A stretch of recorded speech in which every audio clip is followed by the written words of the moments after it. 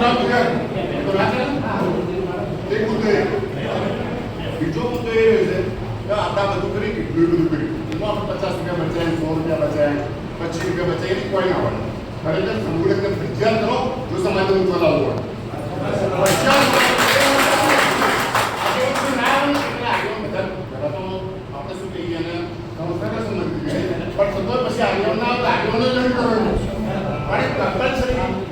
ફરજિયાત સમૂહલગ્ન કરો અને દર વર્ષે ગમે તે દિવસ નક્કી કરો આ દિવસે સમૂહલગ્ન કરશે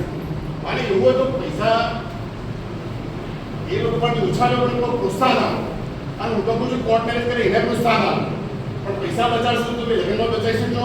બાકી તો જમીન જે થોડી ઘણી છે બધું વેચાણ સિવાય લગી નીકળી એટલી બહુ ફરી આવશે